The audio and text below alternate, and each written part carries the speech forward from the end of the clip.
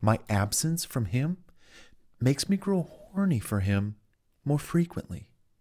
I mean, because my body has experienced so much physical and sensuous pleasure, it's now calling for refills more often. Sure, you'd think they'd go away, but they don't, really. I call him sometimes just to say, I'm horny, baby. I want you. I need you. I'm nice and wet. You can just slide it right in and give it to me for a little while and lay next to me and give me some good lovin'. This happens every few days or so, or at least once a week when I don't see him. No, the pink lady vibrator that I have under my bed, it doesn't do it for me anymore. I mean, he's retired her for good. It's just not the same. Sure, my vibrator, it gets me off, but it doesn't hold me or kiss me while I'm having an orgasm. What's more, I'm responsible for getting my own self off if I use the pink lady. Where's the fun in that? In coming when you have to do the work. With him, he does all the work so I can enjoy 100% of the orgasm, not 49%. Then there's the holding and cuddling afterwards. With my vibrator, it doesn't hold me. It doesn't kiss me. It doesn't whisper sweet nothings in my ear afterwards, hence why even I retired it. Only he can please me now. Is that good? Is that bad? Am I dependent on him now to get myself off? Whatever it is, it's reality for me now. And I love it when he does use his hands and his lips and his patience to get me off. We were in bed once after I had an orgasm, and we were talking. He said, "We men have your medicine," which meant men really can calm a woman's nervousness, soothe her anxieties, keep her depression down, and all of this just by making love to her. He said he had read it in a book called Laws of the Bedroom, What Women Want Inside and Outside of the Bedroom. After spending time away from him and or looking into my own bouts of anxiety and depression, I can say for certain there's truth to what he's saying. He told me how he got a woman off Prozac just by talking to her on the phone for several weeks in a row for long hours at a time. He said he spent a lot of time talking to her, helping her come down from feeling so anxious and uptight, and in his own special way, she admitted to him, "I forgot to take my medication this week because I felt I didn't need it. You talked me through so many difficult situations and just made me feel all relaxed with your voice." I can imagine that. And since I've been with him physically, I know this to be true. My own stress levels have gone down. Yes, I used to be stressed, depressed, and anxious about life, work, people, family, but now I'm not at all, and I have him to thank for it. He told me how he handled arguments and disagreements in past relationships. He said that it's a rule with him that he never argues or gets angry, mad, or even raises his voice. He even told me every woman he's ever dated would say, "I can't get you mad or angry," or "We never argued." One girlfriend in particular, who he broke up with, told him that she and her new boyfriend argue all the time. He would say to her new boyfriend, "I never argued with my past boyfriend." She's referring to my fantasy boyfriend. "When we dated. Why do we have to argue so much?" The way my fantasy boyfriend sees it, if he's in 99% control of his own environment, life, and sees into the future, preventing problems before they arise, if he just remains calm throughout, knowing all things pass in 24 minutes or 24 hours or X amount of time later, that there is no reason to get upset or argue. What's more, it only takes a few seconds to say something hurtful to someone in those heated moments that could scar one's life forever. He said he does not want that on his conscience. So he thinks twice before he speaks. He would rather bite his lip, take the pain internally for that short period of time, say nothing negative with the idea that in the long run, all things will work out to some degree, and he doesn't want to make her feel bad in any way. He gave me an example of how he argues, as no relationship is without its ups and downs. Whenever things are about to get heated, all he'd do is this, and it made me laugh. He would get on his knees, look up at me, and continue the conversation that we're maybe entering an argument about. We tried this actually. This act puts me, the woman, in the power position standing tall while he's on his knees. Instantly, we start laughing. I mean, how can I, a woman, yell at a man who's 2 or 3 feet shorter than me on his knees? I had to start laughing. Then he put his head right where my is and pretended to take my pants off or lift up my skirt. This is his way of bringing us back to why we're together in the first place. Not to argue, but to be good to each other and have fun with each other, like men and women should be doing. What was the disagreement about? He'd suggest they research the right answer and both agree that they wanted to learn from the situation and not tear their relationship apart over something like that. What's more, he was mostly always the calm one in the relationship. Typically, he said, his gal might come home or hang up the phone upset. He'd simply say, "Come, sit on my lap. Tell me everything." He'd then listen. After listening, either she felt better or he had an answer that might help or a combination. Within minutes, his gal would say, "See, you always make things better. I love that about you. I want that kind of man in my life." Oh, if he ever felt like throwing something across the room in anger, he'd always make sure it was like a sock or a napkin or maybe a piece of tissue. I know, how much damage could any of those do? He said one of his clients had an argument with her son who was 17 years old at the time. He got mad and threw a bottle of red wine against the wall. It must have just been sitting on the counter or something. Well, that must have been some huge mess to have to clean up. So he learned, just throw a paper towel or something in the wind or to the ground. It's funny and also diffuses any arguments at that moment, I bet. I'd have to agree. I'd be laughing and not yelling at him, that's for sure. Then we'd go have make-up sex. I'm down for that too. I guess, overall, how can anyone get mad at someone who's in so much control of their emotions and so calm? You can't. You're forced naturally to mirror those emotions and solve the issue rationally and get back to, oh, yeah, lovemaking. Here's something we talked about. Jealousy. I asked him, "Do you ever get jealous?" He said, "Never.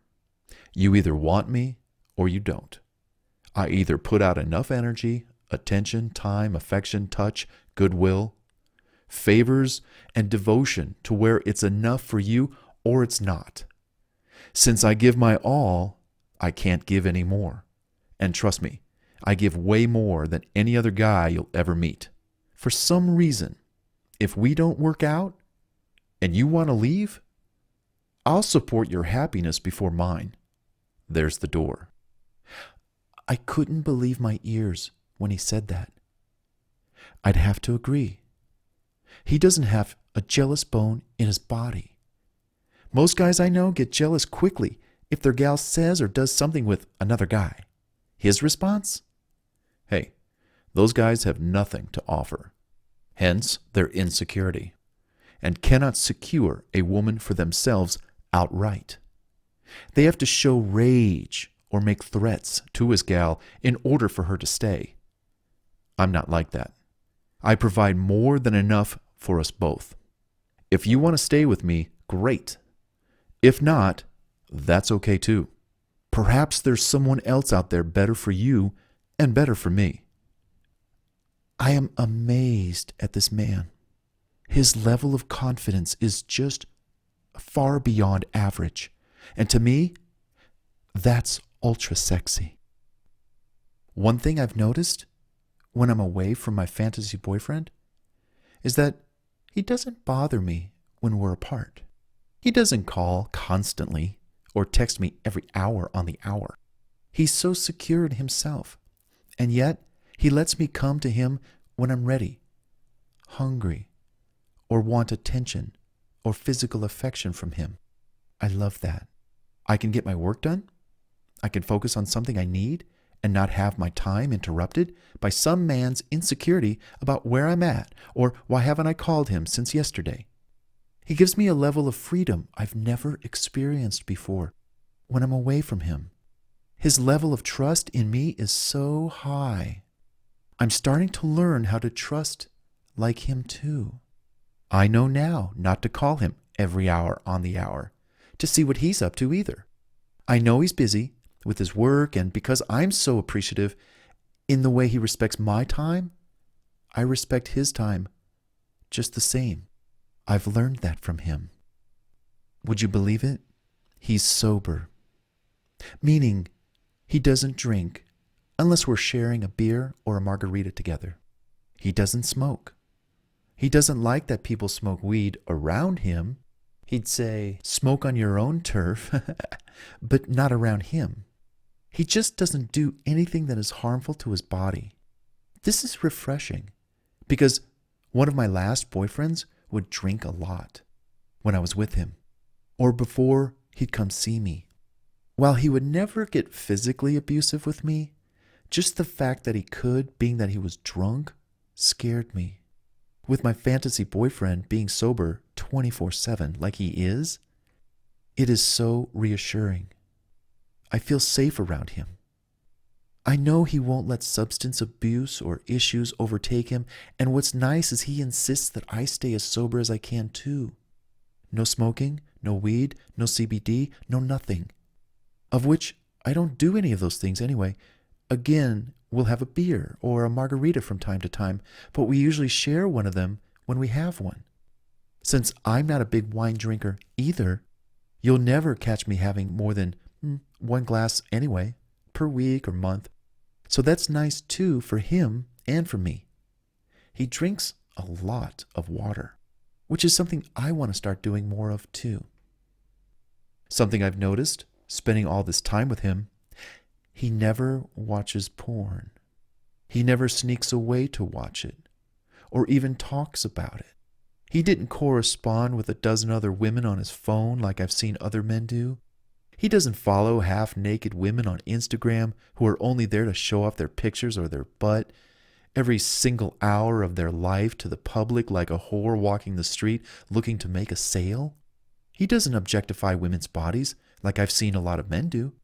When women are looking for attention or acceptance parading their bodies on Instagram, for example, he doesn't give one iota about them.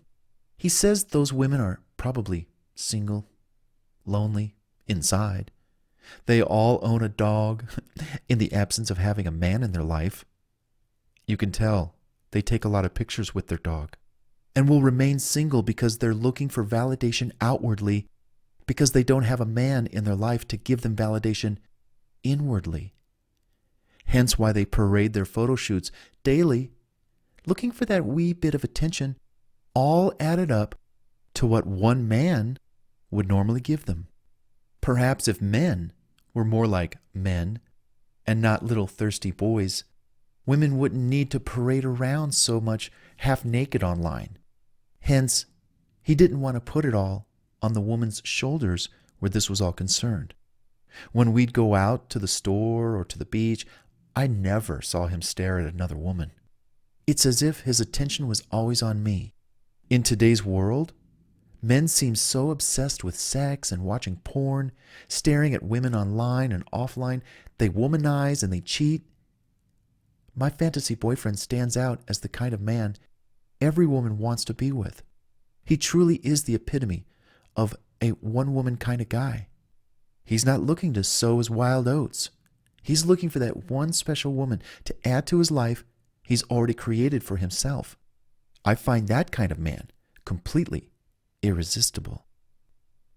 We were once talking about breakups while lying in bed, and he told me this funny story where this gal he once dated for about 2 or 3 years, when he was in his early to mid-20s, said to him, "You broke me, and no one can fix me."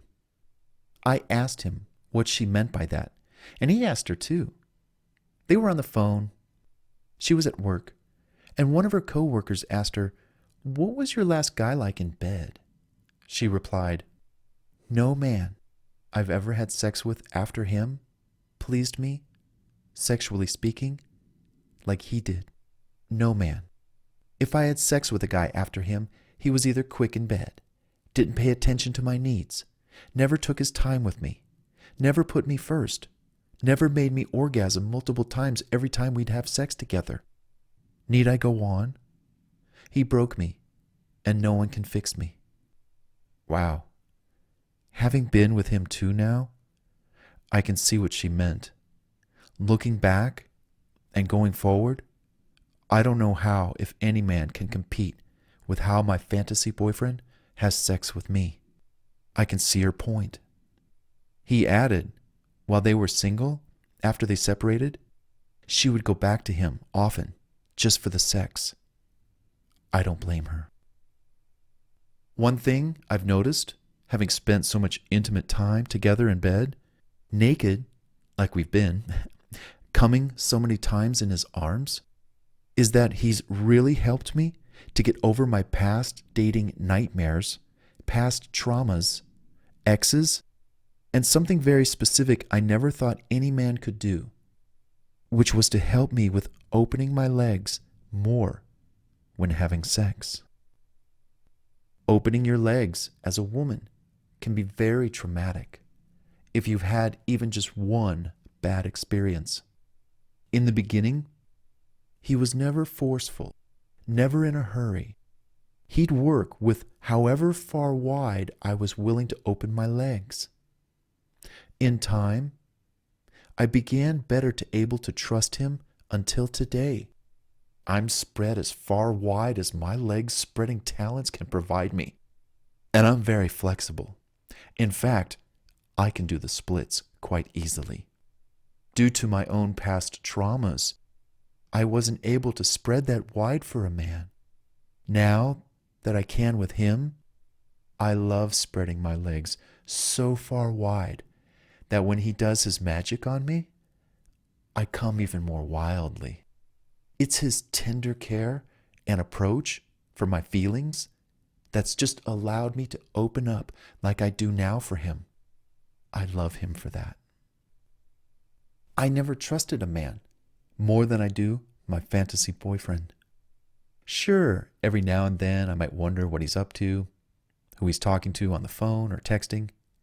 But having a man I can trust and not worry about doing anything when I'm not around is so liberating. I don't have to babysit him or check up on him or wait to find out he did something to hurt me. My fantasy boyfriend is completely transparent in everything he does. Not being able to trust a man takes away so much of your energy. I don't have to worry about that anymore now that I'm dating my fantasy boyfriend.